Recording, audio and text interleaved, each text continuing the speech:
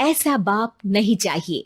एक बड़े शहर में रतनलाल अपनी बेटी संध्या और छोटे बेटे कुणाल के साथ रहता है। रतनलाल बहुत गरीब है और शराबी किस्म का आदमी है। वो रिक्शा चलाकर अपना जीवन यापन कर रहा है। रतनलाल एक अधेड़ उम्र के आदमी योगेश्वर को कभी कभी अपनी रिक्शा से मार्केट या मंदिर छोड़ता है और कभी कभी बाजार से उसका सामान भी ले आता है। एक दिन रतनलाल योगेश्वर से कहता है, साहब, आपके पास गाड़ी है, फिर भी आप कभी कभी रिक्शा से क्यों जाते हो? इन शहर की गलियों को आराम से देखना मुझे बहुत पसंद है। ठीक है साहब, मैं चलता हूँ, कल फिर आऊंगा। अरे रतनलाल, रुको तो। मैंने सुना है कि तुम अपनी बेटी को कुछ पैसों के बदले किसी को दे रहे हो। अब अभी किसी को बेचे नहीं तो क्या करे साहब। एक छोटा बेटा है, उसको पढ़ाना भी है, उसकी देखभाल भी करनी है। और अगर मैं बेटी को घर में रखूंगा तो उसकी शादी कैसे करूंगा साहब? तुमको कितने पैसे मिल रहे हैं? अब 50,000 साहब। हम्म, देखो, मैं तुमको पूरे 20 लाख रुपए देता हूँ। तुम अपनी बेटी संध्या को मुझे दे दो। हैं? अब 20 लाख? धन्यवाद साहब, धन्यवाद। मैं कल ही उसे आपके पास छोड़ जाऊंगा साहब। अगले दिन रतनलाल संध्या को हमेशा के लिए योगेश्वर के यहाँ छोड़ आता है और बदले में 20 लाख रुपए लेकर घर आ जाता है। रतनलाल जिंदगी में पहली बार इतने पैसे पाकर बौखला गया। उसने एक अच्छा घर लिया। कुणाल, अब हमें कोई चिंता नहीं है, तो अब अच्छे से पढ़, खूब मन लगाकर पढ़ाई करना। पापा, मुझे पढ़ाई करना अच्छा नहीं लगता। अरे तूने अगर ज्यादा बकवास की ना तो बहुत मारूंगा। कल से तू अच्छे स्कूल में जाएगा तो जाएगा, हाँ बस। कुणाल का एडमिशन एक अच्छे स्कूल में हो जाता है, लेकिन आए दिन स्कूल से शिकायत आती ही रहती है।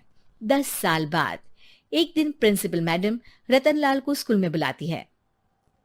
रतनलाल, आपका बेटा कुणाल बहुत आवारा हो गया है और ये बिल्कुल भी पढ़ाई नहीं करता है, बल्कि उसका दिमाग गलत कामों में जा रहा है। अब मैं उससे बात करूंगा मैडम। ठीक है, आज ये आखिरी मौका है। अगली बार तो मैं उसे स्कूल से ही बाहर निकाल दूंगी। रतनलाल घर आ जाता है और कुणाल से कहता है, कुणाल बेटा, मैं तुम्हारे ऊपर इतना पैसा लगा रहा हूं, फिर भी तुम स्कूल में सही से क्यों नहीं पढ़ते हो? आप तो रहने ही दीजिए। मैं सब जानता हूँ कि ये पैसा कहाँ से आया है। और वैसे भी अब ये पैसा मेरा है। मेरा जो भी मन होगा मैं करूंगा। आज के बाद मैं कभी स्कूल नहीं जाने वाला। रतनलाल को अपनी बेटी की याद आती है और वो रोने लगता है। 5 साल बाद कुणाल एक दिन एक लड़की को शादी करके घर ले आता है। पिताजी, ये मेरी पत्नी है स्वीटी। हैं? तुमने शादी कर ली? हाँ, शादी कर ली मैंने, दिखाई नहीं दे रहा? और अब से आप फिर से कमाना शुरू कर दो। बहुत बैठ कर खा लिया। कुणाल, तुम इस बुड्ढे को घर में क्यों रख रहे हो? देखो ना, ये शराब पीता है। इसे घर से बाहर निकाल फेंको।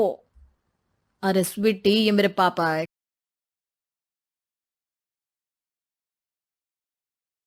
कैसे बाहर निकाल दूं?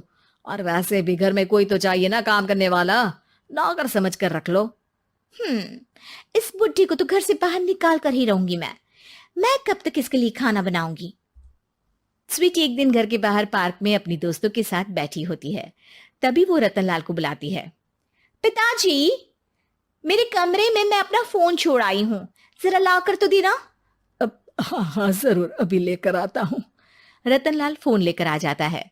कुछ समय बाद स्वीटी के फ्रेंड्स भी चले जाते हैं। स्वीटी अंदर आकर शोर मचाती है।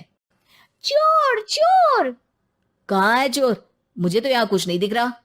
अरे ये अलमारी खुली पड़ी है, जरूर किसी चोर ने ही खोली होगी। अरे कौन आया था यहाँ? यहाँ यहाँ तो पिताजी आए थे बस।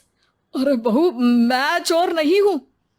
मुझे तो आप पर अब बिल्कुल भी विश्वास नहीं है पिताजी, क्योंकि जब आप पैसे के लिए दीदी को बेच सकते हो तो आप चोरी भी तो कर ही सकते हो।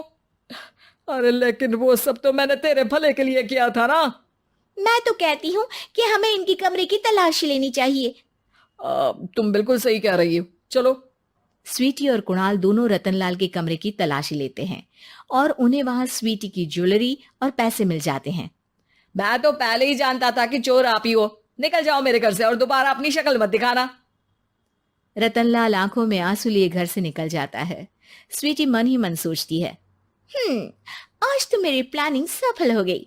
जैसा मैं चाहती थी ऐसा ही किया और बड़ी आसानी से उस बुड्ढी को चोरी का इल्जाम लगाकर घर से भगा दिया। रतनलाल की हालत अब ज्यादा खराब हो गई और वो सड़क पर बैठकर भीख मांगकर खाने लगा।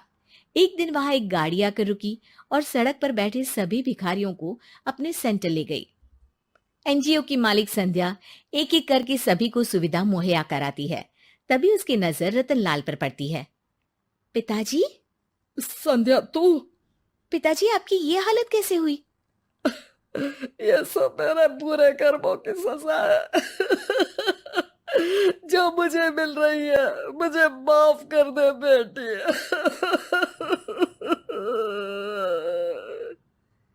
पिताजी, मैं आप पर बिल्कुल भी गुस्सा नहीं हूँ, क्योंकि आपने मुझे यहाँ भेजकर अच्छा ही किया। मेरी जिंदगी बदल गई। लेकिन ये सब हुआ कैसे बेटा? आप ये नए कपड़े पहनो, तब तक मैं योगेश्वर अंकल को बुला कर लाती हूँ। योगेश्वर अंकल? हाँ अंकल। योगेश्वर जी ने तुझसे शादी नहीं की थी? नहीं तो पापा, उन्होंने तो मुझे पढ़ा लिखा कर इस काबिल बनाया है कि मैं आज सबकी सेवा कर पा रही हूँ। रतनलाल पश्चाताप करके रोता रहता है। तभी योगेश्वर भी वहां आ जाता है। रतनलाल जी, आपकी ये हालत कैसे हुई? इतने सारे पैसों के बावजूद भी? क्योंकि मैंने बेटे और बेटी में भेदभाव किया था। लेकिन आपने ये कैसे किया? मुझे ये जानना है, बताइए। सालों पहले जब संध्या छोटी थी, तब मैंने एक बार एक आदमी से तुम्हें बात करते हुए सुना था, जो कुछ पैसों में संध्या को तुमसे खरीद कर शादी करना चाहता था। मैं उस समय एनजीओ में बच्चों के लिए ही काम कर रहा था और मैं किसी भी लड़की की जिंदगी खराब होते नहीं देख सकता था। इसलिए मैंने अपने जीवन की कमाई का एक बड़ा हिस्सा तुम्हें दे दिया था। सच में कितना गलत था मैं। मुझे माफ कर दो। अब आप दोनों मेरे साथ घर चलो और आज मैं अपना सच्चा प्रायश्चित करना चाहता हूँ।